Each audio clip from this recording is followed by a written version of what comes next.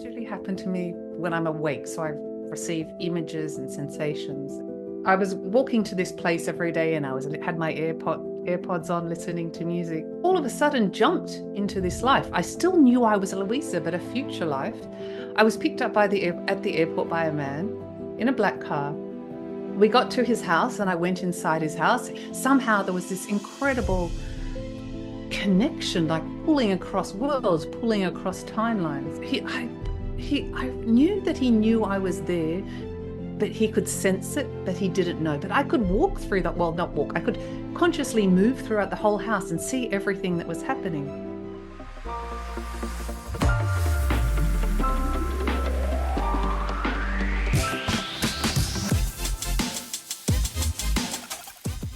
Hello, I'm Luisa, and I'm excited to be on Your Superior Self today. Oh my goodness. That is like probably the most perfect introduction I've ever heard, Luisa. Thank you so much for taking the Oh, time. How are you're you so doing this? sweet.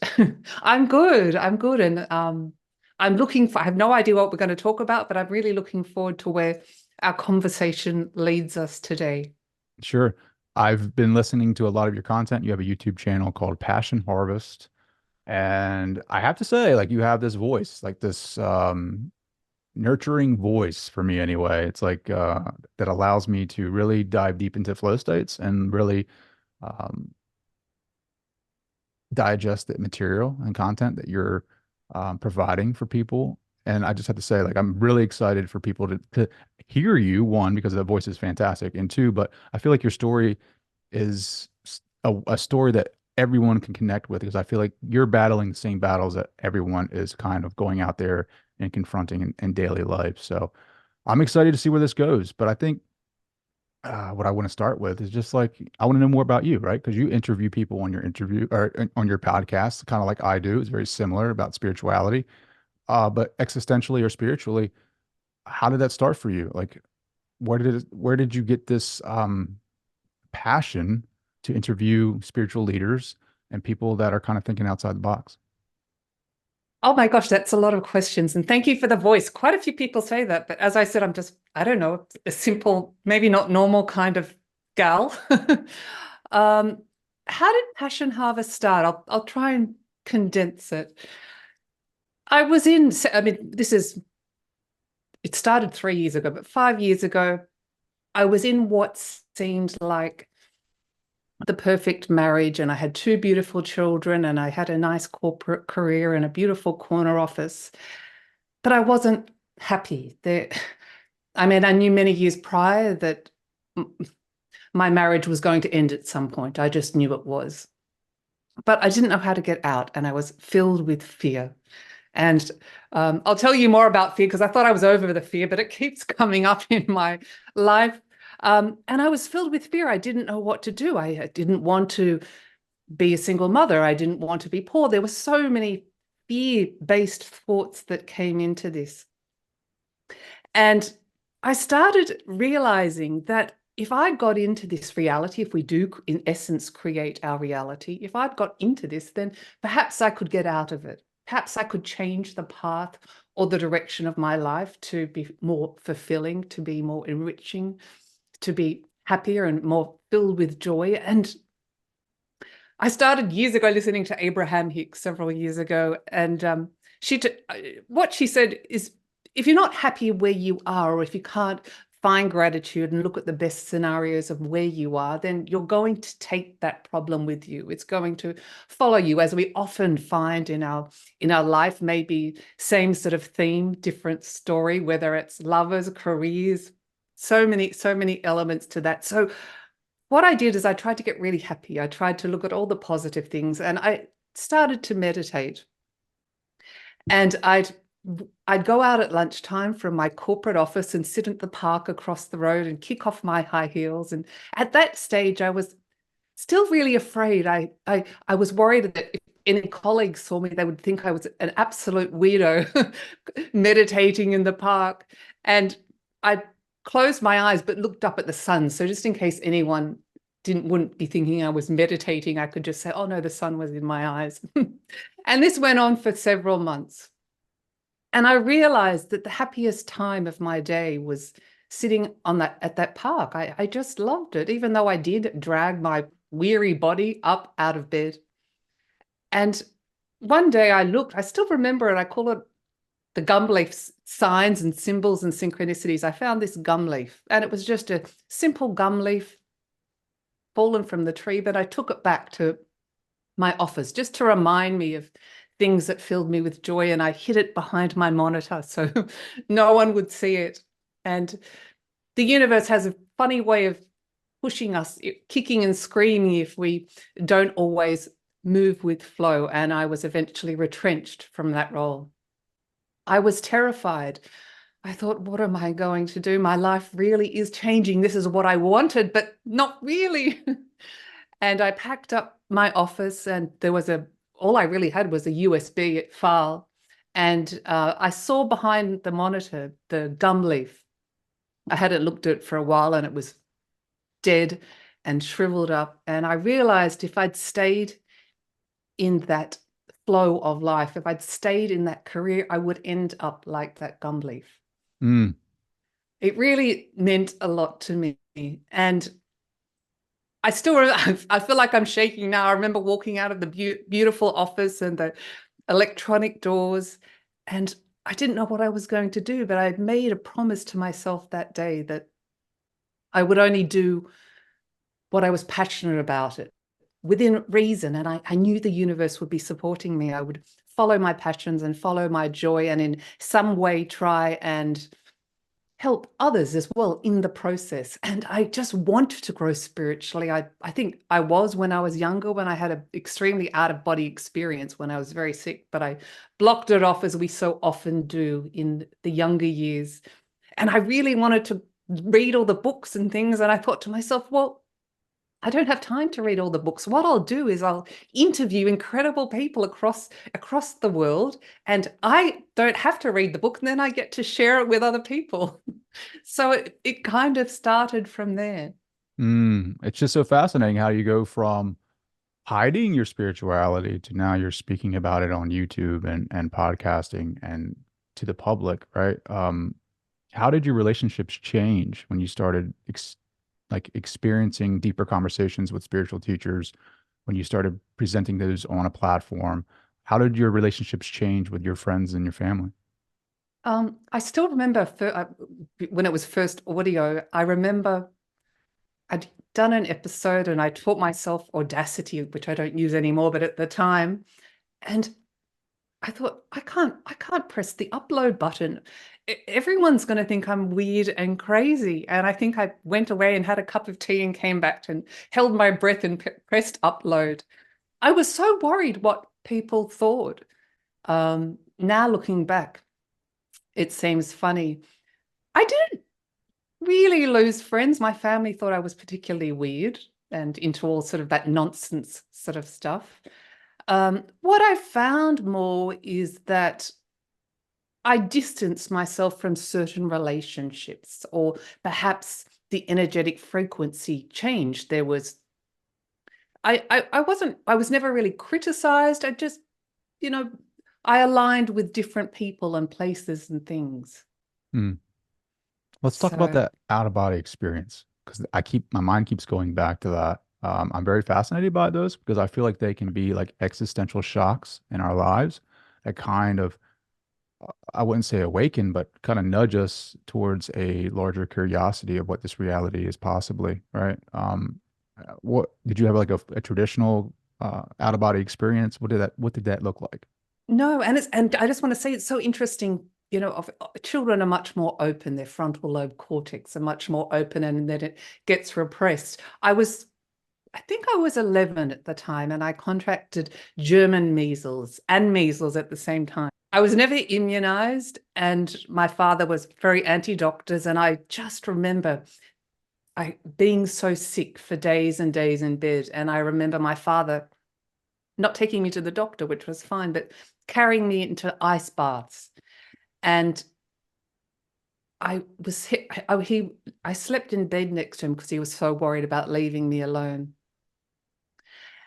And I remember I kept asking people, I couldn't eat, I could barely drink. And I kept asking people, could you please bring me a spaghetti bolognese sandwich? That's all I want. That's a side note. I'm digressing. But what happened, and it's like it's not a near-death experience. Well, who knows? But it was so real and so vivid, even so many years later. It started by and of course, as a child, I had no idea what was happening. I would get very, very big and very, very small. It didn't hurt, but I didn't necessarily like the sensation. Every time I opened my eyes, it stopped. But my eyes were swollen and I was puffy everywhere and I was covered in spots. And then I just kind of went with it and thought, this is very strange. And I get bigger and bigger and bigger. Almost, I felt it was my body. I didn't know any different. I got bigger and bigger. And then suddenly I got tiny and tiny, like the size of a pea. And as I flowed with this experience, I don't know if I popped out of my body, but I floated above my body. And I remember hearing down in the kitchen my family talking about me. And I remember certain things, but I was there, but I wasn't there. My eyes were closed, so it was dark, but I wasn't in the dark. And I could hear, but I didn't have ears because my eyes were closed and I was sleeping. And from that time on, I think it really changed my perspective of what is my body. Of course, I didn't necessarily ask myself those questions. But what is my body and who am I? And how can I get so big and so small? And how can I get as big as I could and go over my house and hear conversations and see the dog barking, but I wasn't with the dog. So that really changed my perspective. And I think started me on the path of spirituality, which was repressed for about 20 years. So when you were having this feeling of expansion and being bigger than the house, like was your awareness above the house? It started in my body and I couldn't work it out. And it was uncomfortable. It was literally like being on a roller coaster and I couldn't get off. I didn't know why or how this was happening. And yes, then I expanded. At one point, I expanded so much like a balloon. I stopped expanding, but I wasn't in my body. I wasn't even above the house. I was everywhere.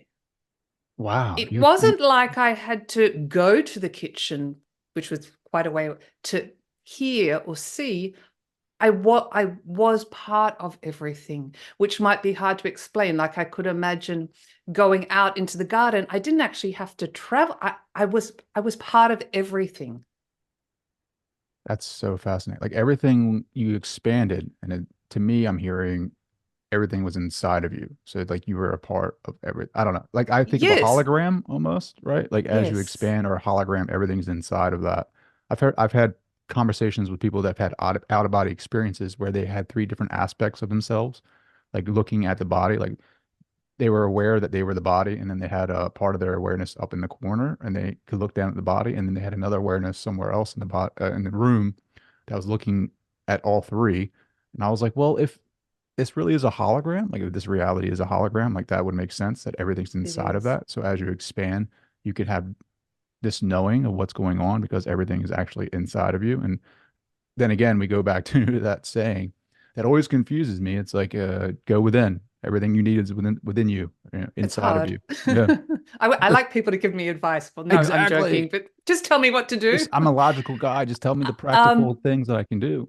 I do teach this as well. I can talk about past, present, and future, but we don't realize that we all have this intuitive sense. It's like which we repress, but whether it's taste, smell, touch, all of that. But we do have this psychic sense. And I don't think we necessarily realize that in some way we are projecting ourselves. So, for example, now I'm talking to you. I identify that I'm in my body having this conversation, but I can also go in my mind up to the second bedroom and I am there. I can look around and I can have all these experiences.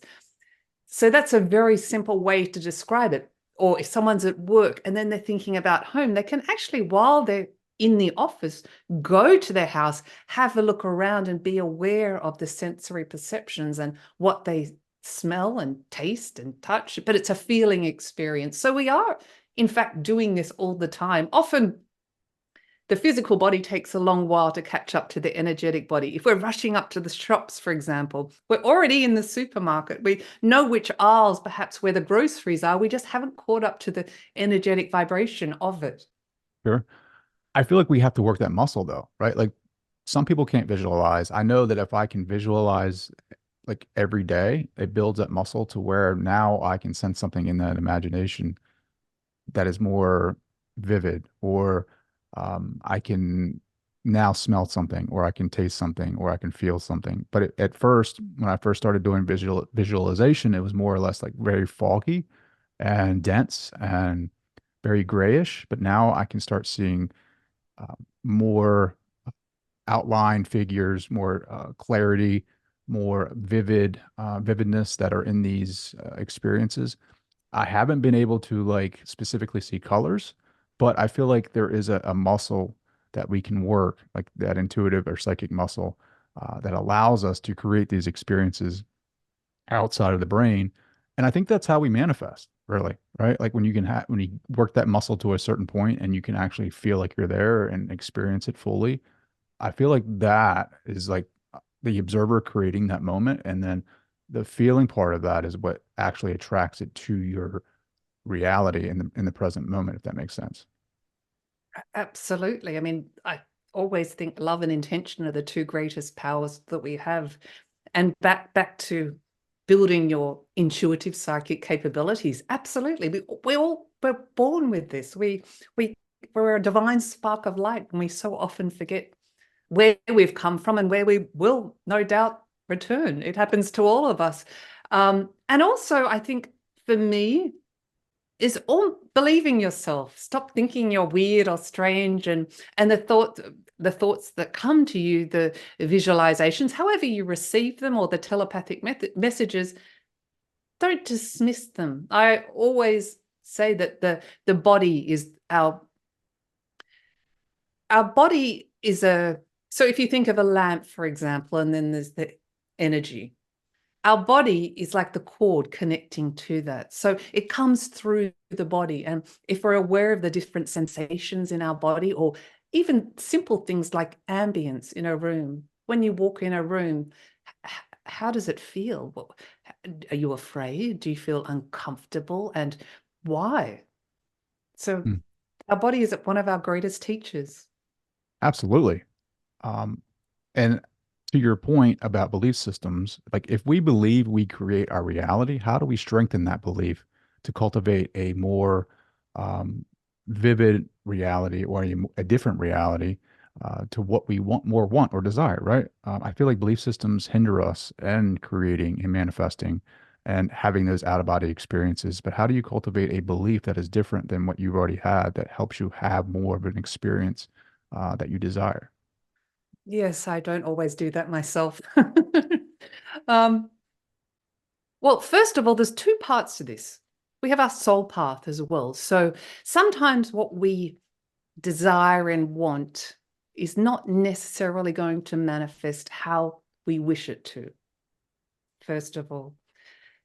And again, this goes back to following our passions. This is our intuition, our guidance. So what feels good? What fills you with joy? Following that aligns you with your soul path without an expectation of the outcome. Why am I excited by this? What interests me about? How can I take inspired action? But in regards to manifesting, absolutely, we do create our reality.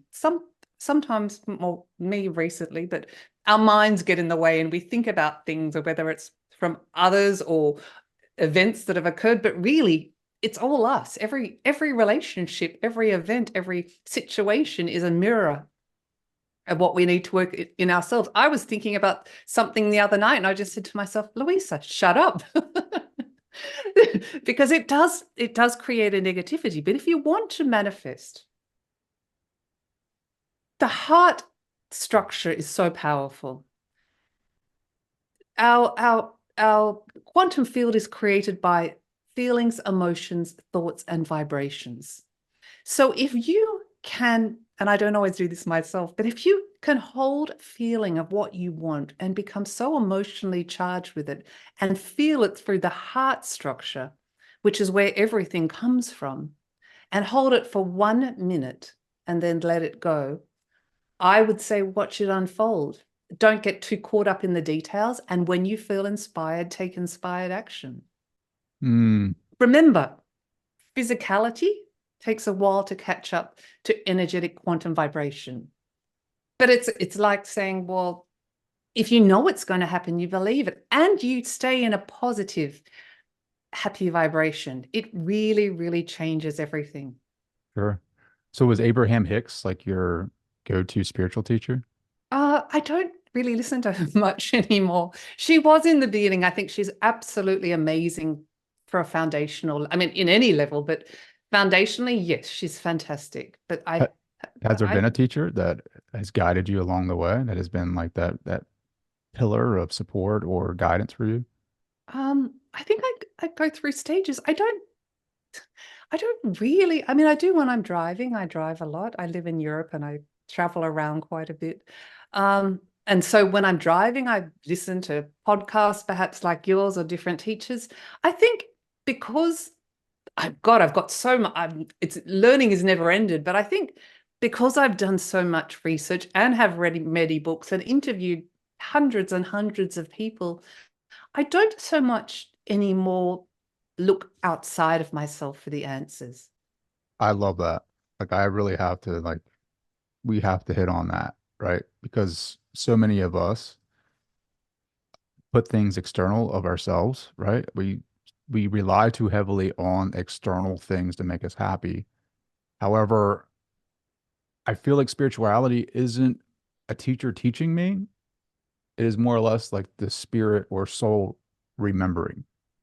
I know it doesn't make sense to some people wherever they're at, but the more that you take away from your own experiences, the more that you try to analyze that and logically explain it, the more that it doesn't make sense and you start distrusting that, the more that you rely heavily on someone else to tell you what the truth is. And in actuality, in reality, like you're having this experience for your own growth, and you have to trust the process that you are remembering something, whether it may be real or not.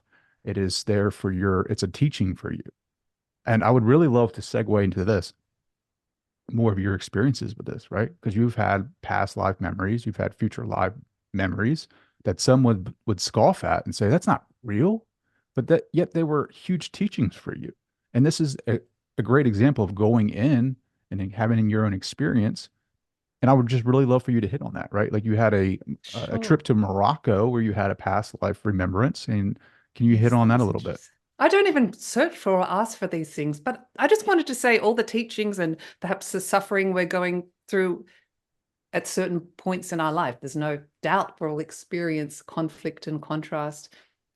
It's really, I mean, what's that old saying? An opportunity to let more light in. It's not pleasant at the time. But remember, everything external to us is created within our internal landscape. So if you're experiencing something, it's really an opportunity to say, well, what can I learn from this? How can I grow from this? And how can I move through this? Because I don't want to stay here. Anyway, so would you like me to talk about Morocco? Can I just talk about fear for one moment? You can do whatever you want. This is your show. I'm just here. Okay, I won't go on for too long, but very interesting. Before, I'm a slow learner, so left my career and hadn't started Passion Harvest yet. I chose Passion Harvest because there's not many website names that have passion in them that I could use. But anyway, um, before I separated from my husband, again, all these fears came up. I was terrified looking back at our life. We can worry, think, why were we so afraid? But for 6 months prior to leaving my marriage and my what appeared as the perfect life, I had a reoccurring dream every night. It was very real. And I'll just quickly say briefly, I was filled with fear. And a woman said to me once, well, what would happen if you were Paul? What, what would happen? You know, it's not right for you. Why not just try it? Because I'm digressing. Our soul Our soul is always guiding us. And sometimes when you're afraid of something, obviously, if it's not going to physically hurt you, it's your soul pushing you to grow and move forward. And our ego tries to keep us safe.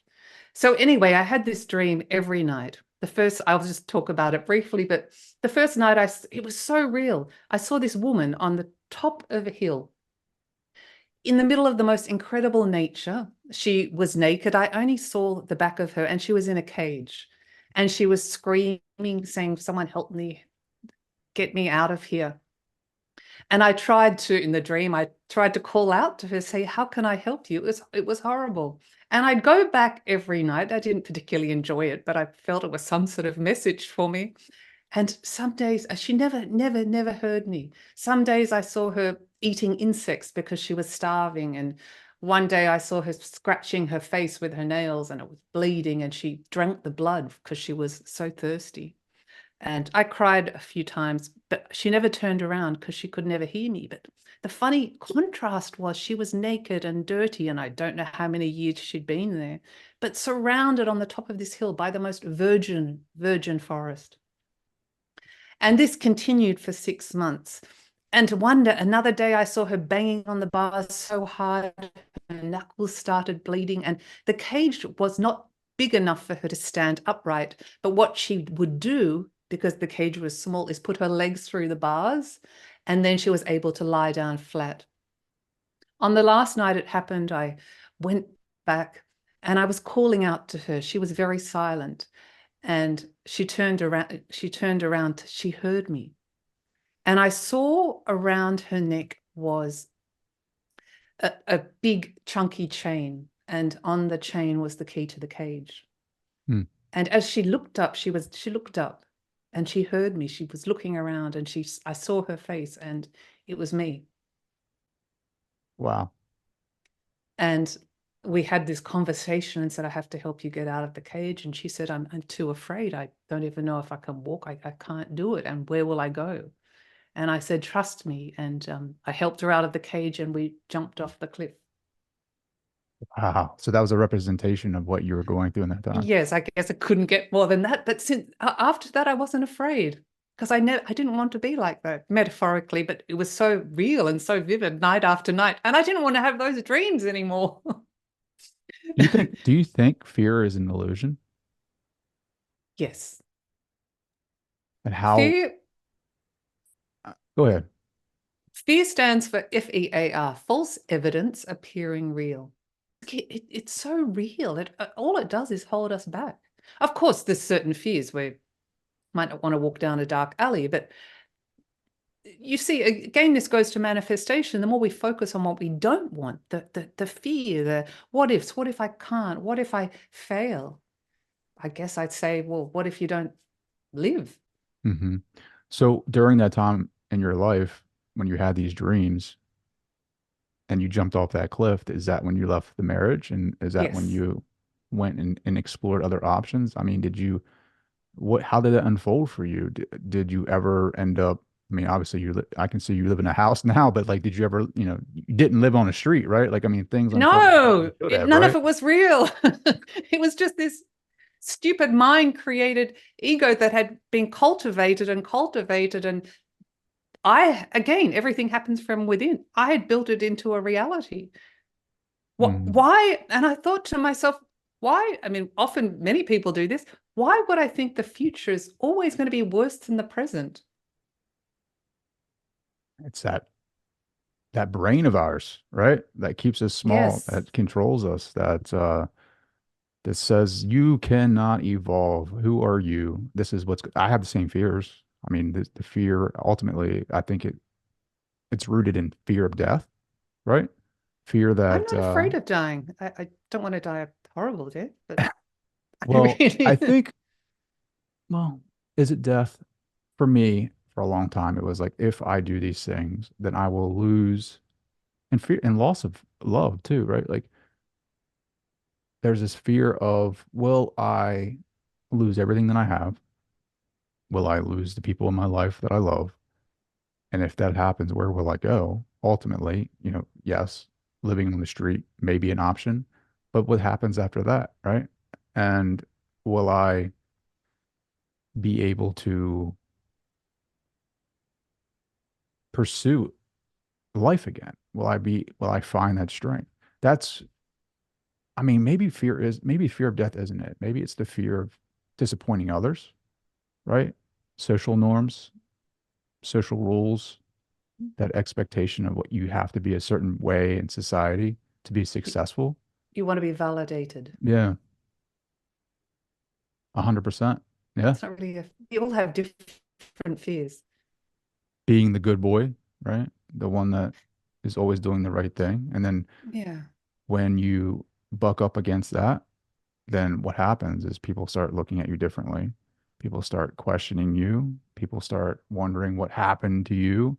Why are you so different? But then that's just the evolution of becoming something more, maybe your true self, maybe realizing the stories and the shadows in this reality aren't true, aren't real, But and what that if we've been playing you small. oh, sorry, that's You're terrible. I good. interrupted. You're No, but what good. if you were the beacon of light for just saying, I'm deciding to change my life path because I want to, and it really feels good. And I'm sorry if perhaps I've played on your own fears, but um, please don't project them on me. Sure. 100%. But that's finding your light and standing in that light, right? And having that Yes. confidence in that and And knowledge of who you change are. change is a great fear. Me too, sometimes, not that often, but change is a great fear for many people, the unknown. I always, well, not now, well, I know I can't have it, but I always wanted an Excel spreadsheet of every day of my life. So I'd know and I could plan what was going to happen. Change is unknown. It can be scary. It can be terrifying. And the trick, I guess, is to trust that we absolutely are supported in the universe. The universe wants to work with you and help you.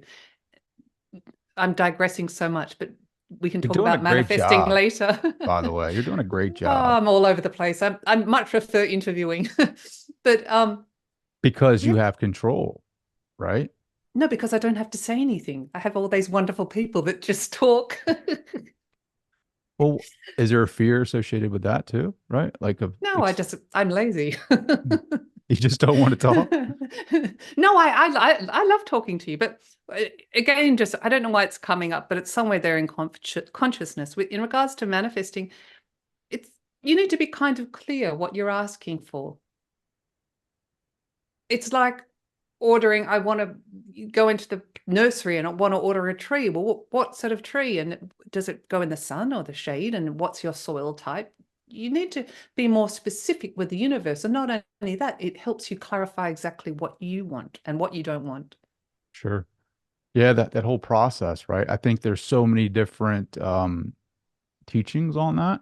And I don't know. I guess discernment right now is more important than ever for your own self because there is so many teachers and YouTube channels and philosophers that are talking about their own, I guess, individualized philosophy. But I feel like you know, there are underground messages that are the same. I feel like they're all underlining the Yes. same principles, right?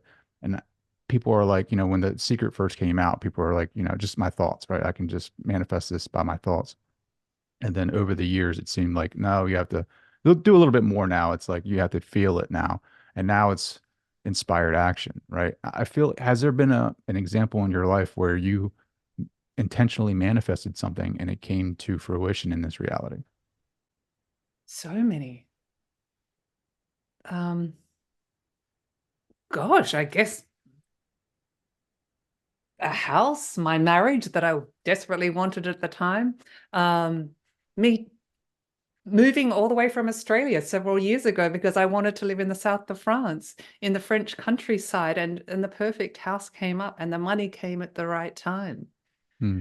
Um, I can give you a stupid example. It happens all the time because if you think you can have it, if you, it, and also with Passion Harvest, my God, I get to help, well, myself, but like it's so wonderful to give back. But even today, I had to take my dog to the vet, and I'd been looking online yesterday for these halter, a Labrador puppy, and she pulls on the lead. So these things that go over the nose. And I asked the woman, I said, you don't sell them, do you? And she said, no, not at all. And I went in, I said, oh, but we can order them. It's going to take a couple of weeks. Things take a long time in France. Um, and I was with the vet. The dog was having her ears cleaned, and she knocked on the door and said, you won't believe this. I've found the only sample that's been here for a while, and it's the right size for your dog. It's your lucky day. That's awesome. I love when that I stuff mean, that's happens. so simple. That's such a simple example. And it was black. I said, thank God it's not red. And this is first thing in the morning. My French is not that good, so it was complicated. What do you think how does passion relate to purpose? Because passion is following the whispers or the callings of your soul, of your guides, of your path, which also relates to your purpose. Why am I here? What am I doing in this life? Where do I want to go? Where am I being guided to go? Am I living in flow? Am I fighting against the current? Am I happy? Am I happy with the way my life is? That's a perfect indication. Mhm. So how happy are you right now with the life that you've created?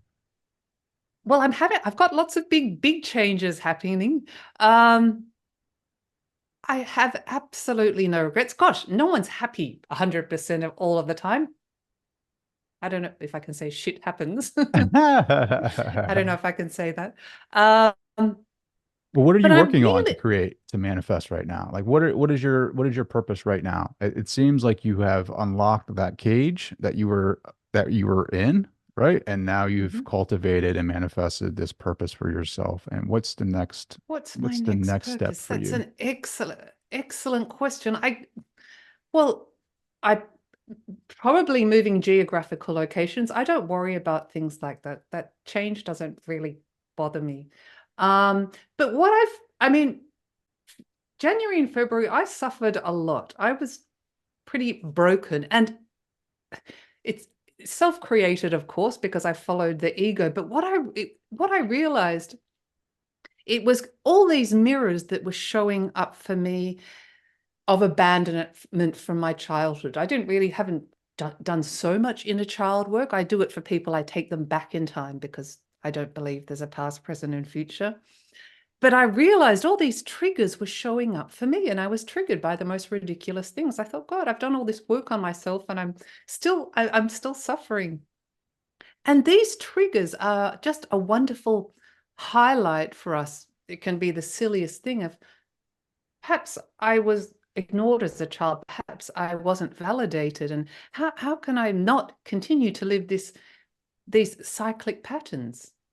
And it really has cleared an incredible amount of stuff, and I'm proud of how I came out the other end. That's I awesome. don't even think I answered your question. It doesn't matter. It's just a Oh God. conversation. And then I feel like we're subconsciously getting those answers anyway, Okay. just from this energetic exchange. Sorry, what's my purpose?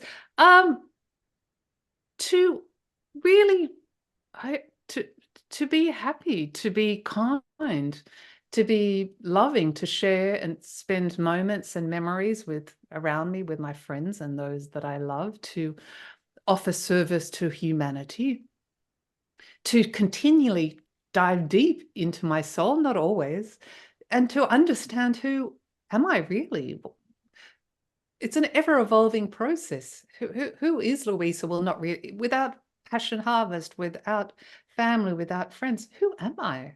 And how can I be a better person? How can I be kinder? How can I live a life without regrets? And how can I really be on my deathbed one day and say, I think I lived my life to the fullest? Mm, beautiful. Inner child work, right? You said that. Yes, I believe that we can have an influence on the past self, the past child self that heals absolutely. the current moment, right? Yes. What are your And thoughts heals the on, past moment. mhm. What are your thoughts on the future self influencing the now moment? Absolutely. Have you had experiences But with that? yes, I have. Um, I have. I, you know what? Again, to the audience, you don't have. I think you would do whatever feels right for you, but this is what works for me, and this is what through my own personal experiences. I know this from seeing past lives and future lives. What I feel everything's happening now, because how can I be at a point in space and time and be living that experience or feeling that experience, or even just having a memory from Luisa, my childhood, but I'm right there. So my belief is that it's all happening now. In regards to your question, the future, yes, I've been doing a lot of work. I don't even know what you call it. You could call it remote viewing or bilocating in my life as Luisa, going to, or some people call it time loops, going to a future, if I would like some advice, going to the future version of Luisa. If everything's happening now, this is confusing. Going to the future version of Luisa, connecting with that version of me, she's remembering this path up until that point in time, so I can receive information on perhaps how would this road look, how would this taking this other road take. I don't do it all the time, but I find it so incredibly interesting. There are multiple timelines, and with the future, is it set in stone? Not always. We do have free will, but then I guess there's the question, fate and free will, are they one and the same? So yes, definitely the future self can influence what I'm identifying as the present self. Well, how does And the choice, past. yeah, how does choice in the moment affect the future? People say it can change timelines. Each choice we make, well, then we could go into parallel realities and so many other The many different. world theories, yeah, Yes. yeah. How does choice? Well, the question is, we might believe we're making a choice, but has it always have we always made that choice? Hmm. I'm just doing an open-ended question here. The only the only certainty we know is ourselves, what our choice, what is our future. One thing we can never guarantee is others. We can never, and we should never influence others. So if it's related to a future self with someone else, for example, that is very changeable. But I believe more so when we're connected with our self, it's more set. Sure. If Well, that makes it sense at makes all. sense. It makes total sense. And I hear you. It's really tough for us to explain time because time is a construct that was created, right? And I feel like our true being is outside of time. And I feel like if you're unless you're a scientist or a quantum I'm not. physicist, you can't really, yeah, well, it's really hard to explain that, right? I feel like your experience with your future self involved a person, a separate person named Edward. Mhm. Can you hit on that a little bit and Sure. explain, like, did that when you were experiencing those future memories, did it unfold the way that you experienced them in that moment? Sure. And then I'll also, sorry, I didn't even get to my Morocco life as a slave We can when hit I on that went. too, a Okay. 100%. So several years ago, things usually happen to me, not, I don't really astral travel, but things usually happen to me when I'm awake. So I receive images and sensations. And um, I was walking to this place every day, and I had my AirPods on listening to music. And what happened, I don't even know what happened, but it was so real. So I was Luisa, and I all of a sudden jumped into this life. I still knew I was a Luisa, but a future life. I was picked up at the airport by a man in a black car. All I knew, we were traveling through forest, lots and lots of forest. And it was so real at the time. While I'm walking, I thought, oh my God, I'm being abducted. And I think the shock of that stopped it. It didn't happen to me every day. It would happen spontaneously when I was sending emails. And again, there was no time. It's like having a dream. The dream can last days, but it really might only take 5 minutes when we're sleeping. I would go back, and this man would pick me up from the airport. I called him Edward, and we'd be going to a destination. And I've got to know this man quite well. I felt great affection for him. Eventually, we got to his house. I wouldn't have known what he looked like. I knew his soul, and my soul was in the car. This is getting complicated. We got to his house and I went inside his house. He didn't know I was there. And I didn't choose to be this voyeur. I didn't even choose to go there. But somehow there was this incredible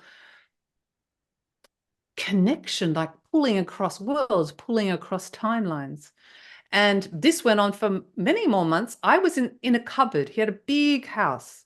I thought I knew it was in Europe. I didn't know where it was. And I positioned myself in the cupboard. But again, it was almost like what I spoke about before when I was very sick and I was just part of everything. So I was a soul in the cupboard, a consciousness. Let's call me a consciousness.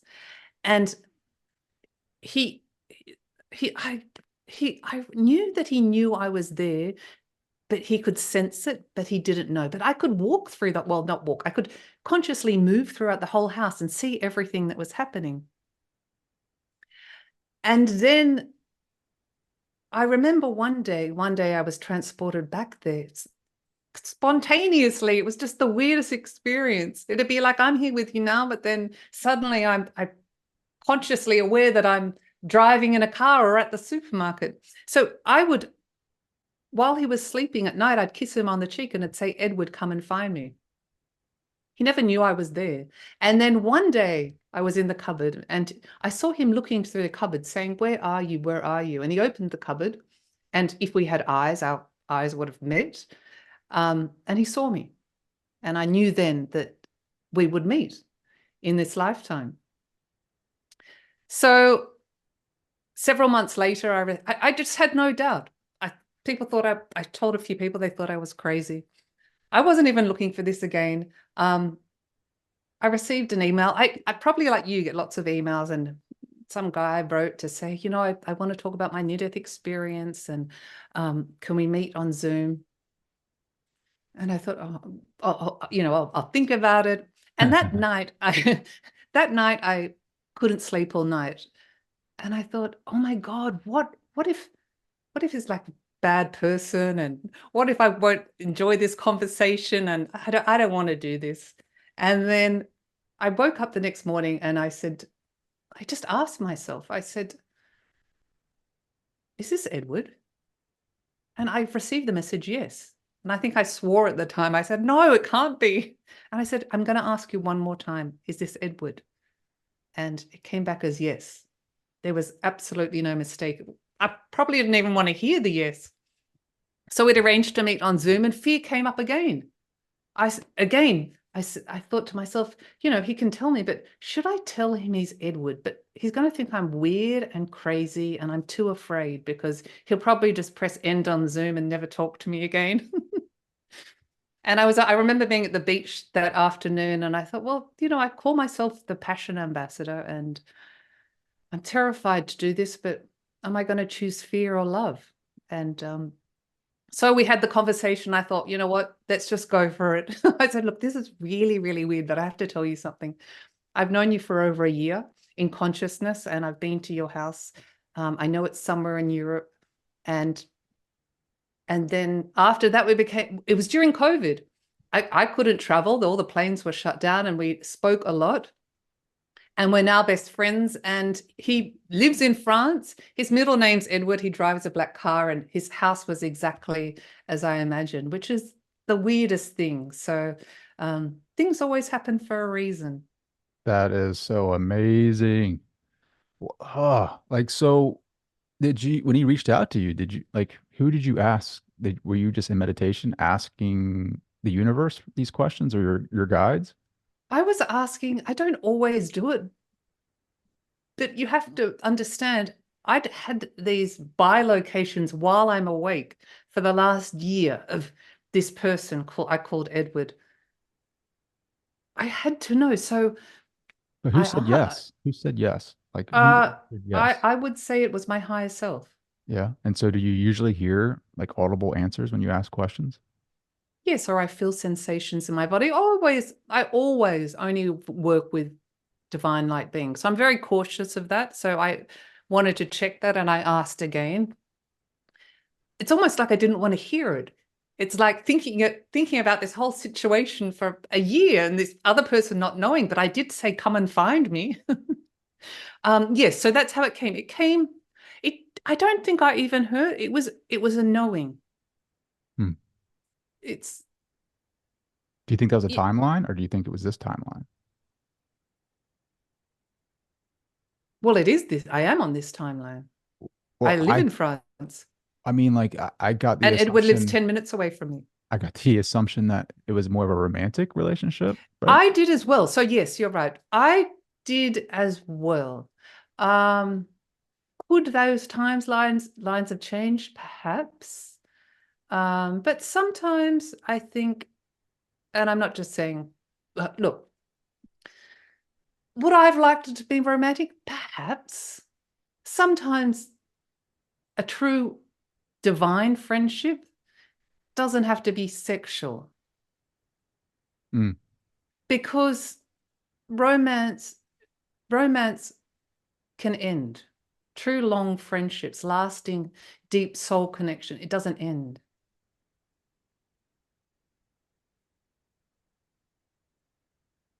Do you fear like if you were to be romantic with him that it would change that? And I know that's a super personal No, question, and no, no, no, no, no, no, no, not at all. and I can't believe I just Um, asked that. look, he never loved me in the way I wish he'd loved me. But I also think that's a lesson in itself. Knowing him now and we're so close, uh, he's kind of like a brother almost. So it would be kind of weird. Wow. Yeah, And, again, we have free will. that's it. That's like a yeah, that's like a great example of how future possibilities can change, right? Yeah. Like you So it didn't experience it. turn out the way I exactly initially had desired, wanted. But I don't regret a minute of it. Maybe there's another Edward out there with a black car. Yes. Maybe I got the wrong one. But that's so cool that you had that experience. It was incredibly real, realer than watching television. It was there. So your awareness was there and you were experiencing like this, you and I having this conversation now. Like your awareness And was then there. suddenly I'd be in a completely different time, space, dimension in as Luisa. That's why I knew it wasn't out of body. I was Luisa. So when you're having out of body experiences, the fascinating part that I hear during my near death experience interviews is that that part of us that leaves the body, you still have that awareness of who you were, right? Like if I were to leave my body, Trey, I would still have the thought patterns or the ideas or the oh shit, I'm out of my body, like that familiarity with who my persona, right? Maybe it changes over time, like Yes. as as you progress as a let's say I pass away and I go towards the light, maybe I forget this life, but out of body experiencers even say like they feel like they don't have a body, or maybe they do have an astral body, but it's like that same type of familiarity with that persona is still there intact. Uh, yes. Well, I think once we fully transition, it's different. But I liken it to, so I can tell you about my past life experience. And of course I wasn't Louisa, but I knew it was me. It's almost like if you have a child and you imagine your child, you don't even necessarily think about what they look like. You just know it's them. It's that knowing how it feels, how they feel, how they resonate to you. It's that knowing. Hmm. Well, the past life memory, right? I always wonder that too. Like the veil, is it also like for protection too? Because if we remembered all of our past lives and the people that we lost, like how would we function in this reality? It would be complicated, very Sure. I mean, but complicated. talk about your experience in Morocco with the past life that you experienced. I mean, just this story alone, there's a lot of Uh, suffering, right? oh, gosh, I haven't spoken about that for a while, but it's very real. I And think it's a beautiful story, by the oh, way. thank you. And not even looked for. I've needed a holiday in the sunshine. I went to Morocco, which is only an hour and a half flight from me. It's not that far. Marrakesh. Um, and I was walking through, sitting on the deck chair having a rosé. Not that day, but I was walking through the markets and I knew that something felt very familiar. They're massive, the markets in Marrakesh. And they've got all these little stalls. And I was alone, not in a Muslim country. It was quite safe. But people haggle with you and ask you to buy things. And all the things in the stalls were all made in China. They were just touristy stuff. And I thought, I really want to find something that's maybe a little bit of an antique or something more authentic. And I walked into this little antique shop, which turned out to be a huge terrace full of 3 or 4 stories high. And the man seemed very nice. And he was, of course, trying to sell me something. And he started talking to me and he said, these are kind of nice, but would you like to see my real treasures? They're upstairs. I said, okay. Someone said to me, well, you probably shouldn't have followed a man upstairs in Marrakesh by yourself. But I didn't think I about got that at the something time. upstairs for you. It's really cool. Yeah, I know. It's kind of silly. Um, but he just seemed very kind and chubby and sweet. Yeah. And I walked upstairs and I literally, if you'd seen me, my eyes almost popped out of my head. It was filled with like an Aladdin's cave of the most incredible artifacts and camel skin water bottles and old ancient marriage scrolls and just the most unbelievable things that I couldn't believe he had. And he told me he'd found this had been in the shop had been in his family for 3 generations, and they'd often go out to the desert to trade with the nomads. And he said, would you like to see some incredible treasures? And I said, okay. And he opened this box carefully and pulled out these bracelets, silver bracelets. And he said, these are slave bracelets. And I thought, that's really interesting. And I picked up one and I held it in my hand. All of a sudden, the room the room was jam-packed. You couldn't fit anything else in there. It kind of started spinning. And I don't know what happened, but I just felt, it's almost like as if I didn't hear a voice, but it was almost like if someone was calling me. And I mean, people think I'm weird. And the guy, I said, look, I just need to sit down for a minute. He said, go, I'll go and make some tea or something. And I sat there and it happened. She came to me again that night, but I saw this woman. She was a slave woman. And I absolutely knew that this is a bracelet I had worn. I knew it was me because I knew it wasn't Luisa, but it felt like me. It felt like, not that she was my child, but just that knowing that that was me. And I started crying and she looked at me for a minute, and this is all in my mind's eye, but everything went silent around me. As I said, it was spinning, but everything was blocked out. It just, like when you wear those noise cancelling headphones, and the Marrakesh markets are very noisy. Everything just went silent. And she looked at me and she started crying. And she said, I can't believe we're one in the same. I can't remember exactly what she said, but I just remember many past life experiences teach me certain things. And it's telepathic. It's not so much the words, it's the feeling. And she looked at me with such love and hope. And she said, Luisa, well, she didn't say Luisa, she's telepathically communicated that she was just amazed that me, was free. We just had this knowing. It was like meeting a sister, but we were the one in the same. It's very hard to explain. And I remember she said to me words along the line of, free, you are free. Freedom is so important. I want you to live a life of freedom and recognize that in this day and age, as a woman, an independent woman, you can walk by yourself. She said, my life has been terribly hard. I remember that she had 3 cuts on her arms, like engravings as well. And she said, my body's abused. I was taken as a child. When I'm thirsty, I can't drink. When I'm tired, I can't sit down. When I'm fatigued, I can't sleep. I'm often beaten. My body means nothing. My life means nothing. And my voice is never heard. So I'm so proud of you for what you've done. And it just gave me the overwhelming sensation of strength and how strong she was. And we both cried and held each other. And this is all telepathic communication. I gave her hope. And it was somehow, and she gave me the ability to understand strength despite the circumstances. And something happened in that room. How could I have gone there? How could I have picked up this bracelet and somehow time merged, time folded in on itself? Had it always happened? Perhaps. I don't know. But it was such a powerful, powerful experience. It is powerful. It seems like freedom is very important to you in this life.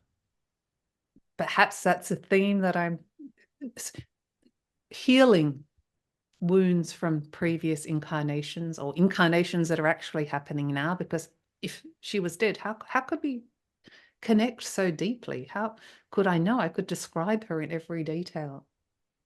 Mm. I thought about buying the bracelet, but then I thought, well, You didn't buy the bracelet? no, I didn't. Oh, Well, I thought, do I really want to? I know I don't regret it. I just thought I don't know if you see, I'm very empathetic. I'm very sensitive. So initially, also when I can feel things. So when I walked in your room, you have to understand this is centuries and centuries of artifacts of people's lives crammed in this room. The energy of it was intense. I thought I don't need the bracelet. I've received my message. We've healed each other. We've crossed timelines. You might think I'm crazy, but I have absolutely no doubt in my mind it happened. Um, I don't think you're crazy at all. I didn't need a physical reminder because you see, it's in my heart. It will always be in my heart. It was transmitted energetically, and that energy is always there. It doesn't dissipate. So I just didn't, for me, I didn't feel I needed another object of art to remember that. It's such a beautiful story. Yeah, for sure. Mm. And I don't think you're crazy at all. Like I feel like this is just a I part of don't who think I we am. are, I know. right? Like it's, I mean, I have the same conversations you do, and I feel like where I came from, yeah, like the past Trey would think I'm absolutely nuts for having the conversations that I do, but the more that I evolve, the more that this is just finding out remembering who we are, right? Like this isn't crazy at all. Like it's exciting to be honest with you.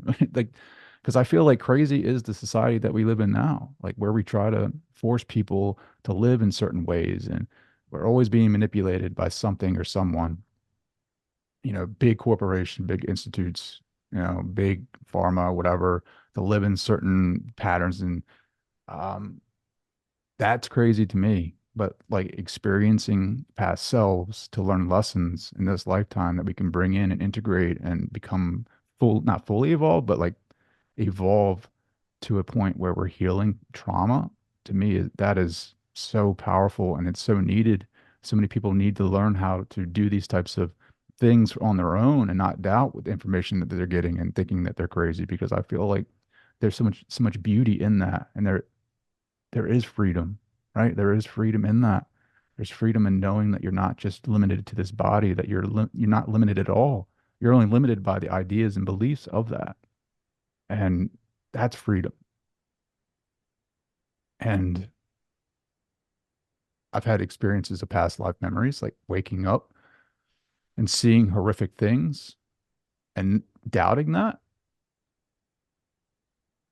But then there's this inspiration of there's more than what I think this reality is. And it goes back to like Plato's allegory of the cave, right? I always go back to that. Am I the prisoner in the cave that is shackled, looking at the puppets on the wall, the shadows and the lights, and thinking that's reality? And how do I turn my head and look at the fire and see the puppeteers? And then how do I get out of the cave, right? That's what I'm inspired by. So every conversation that I have on this podcast is just one more chain and being released from me, right? And knowing finding my own truth, right? Like your truth is your own truth. And hearing that inspires me to search for my own, right? William James said, every spiritual experience is true to the experiencer, but it doesn't represent the whole truth. Like, I don't think we'll have the capacity to fully understand what God is or know them, but in our own experiences, we get a little bit of a preview of that, right? I just think that the human experience is created for our evolution. I just there's just too much junk that we have to go through that creates these doubts and these barriers for us to know the full truth. And just hearing this conversation is going to open somebody up to a possibility. And that's why I have these conversations, because people need to hear that there are other ways to experience love and experience freedom.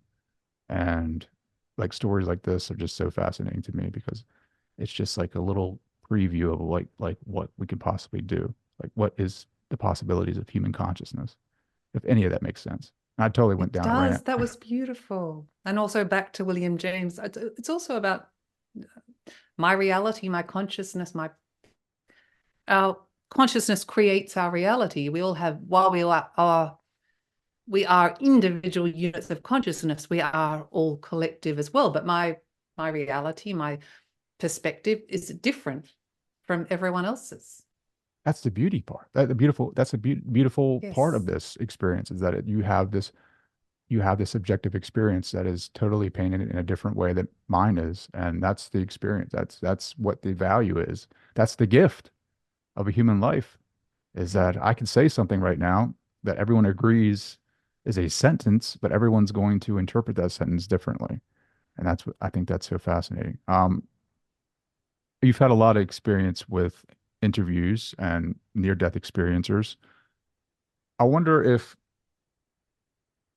the near-death experiences change over or are very different in different cultures, if that makes sense, right? Like, Yes, are they they are. the same or do they differ in experience? They do, based on, again, back to William James, based on your conscious awareness.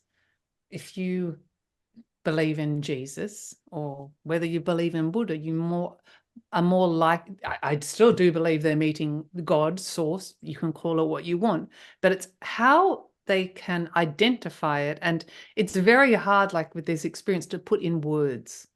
So that's the way their analytical mind relates to it and communicates it. So yes, there's many different experiences. If you and your humanist believe perhaps you haven't been good enough, you may go to hell, you may very likely in consciousness spend some time there.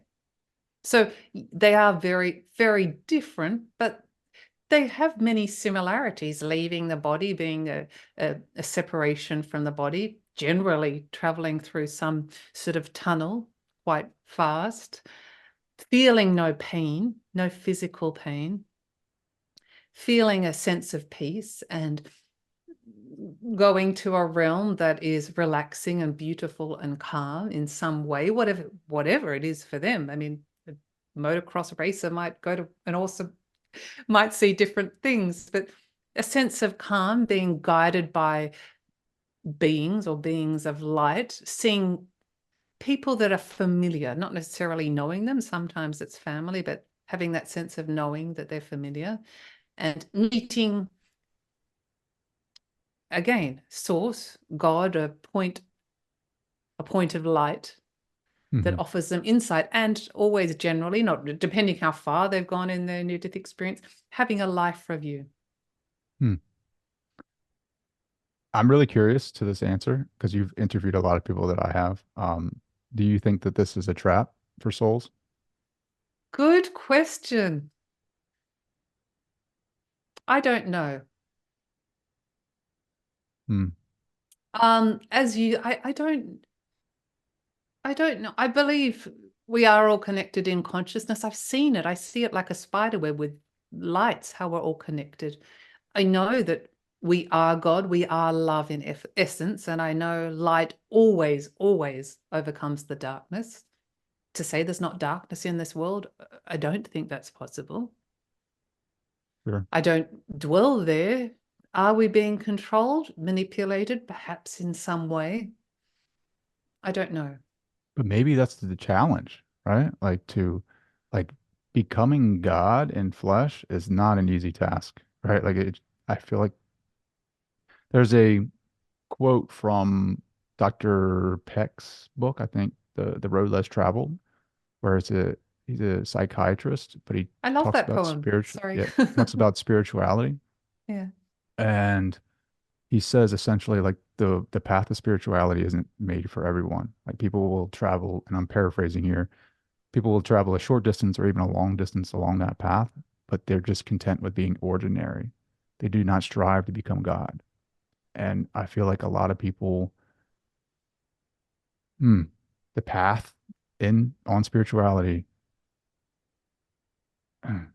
let's say this is a trap, right? Let's just say that the, there is resistance, negative resistance Mhm. here, but I feel like that is for us to overcome, right? And Of course. nothing outside of us is ever going to show us that true power. It is only when you surrender to your true being, and I'm using a lot of lexicon and semantics here, and I'll try to make it more simple. Only until you surrender to your own self and your own experience, and you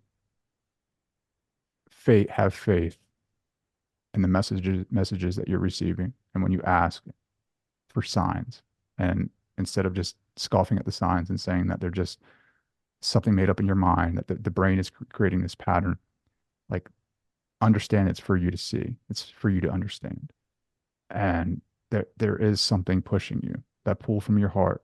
I had a meditation where I asked, what is my success? How do I reach my success? And in my meditation, a hand reached out and handed me a key and showed me that my success, the key is to unlock my heart, my passion, right? Going back to passion harvest.